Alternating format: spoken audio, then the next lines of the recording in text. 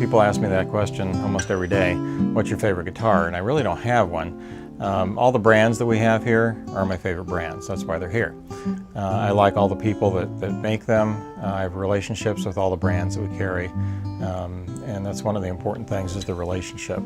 This particular one has hide glue construction. Hide glue they used in the 30s. It dries very hard, and when it cools it's like glass.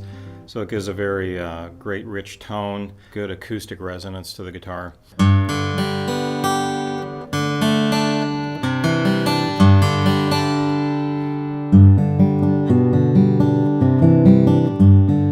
Well, Acoustic Vibes is it's more of an experience than a traditional retail.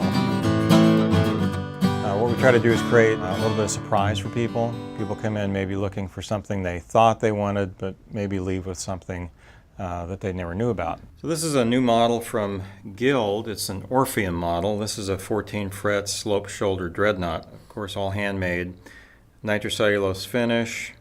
This one has hide glue, Adirondack bracing, and just a great vintage tone.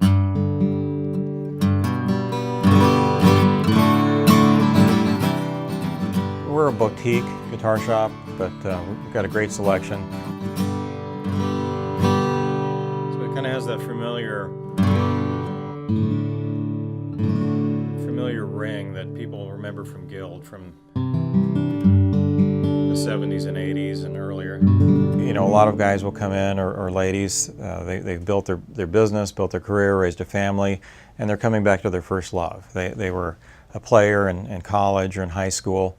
They got busy with life and other priorities, and now they're finding some time to come back and revisit their first love. So we have a lot of customers that are kind of in their second phase of instruments. This is a Collings.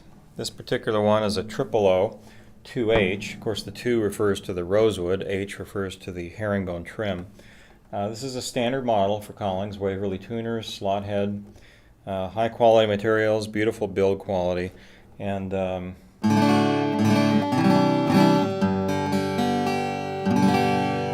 just a brighter ringing tone, a lot more volume. That's kind of what Collings is known for, the cutting tone, very good note separation, excellent for bare fingers.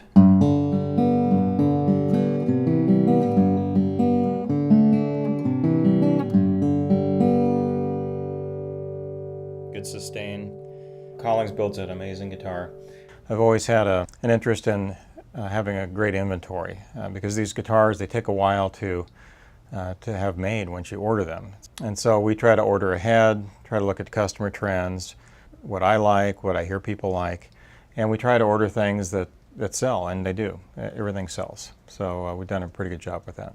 It's a normal scale from a standard 14-fret guitar. This is a 12-fret to the body, but the bridge actually moves toward the bottom bout, giving it a better bass response, kind of like the center of a drum versus the edge.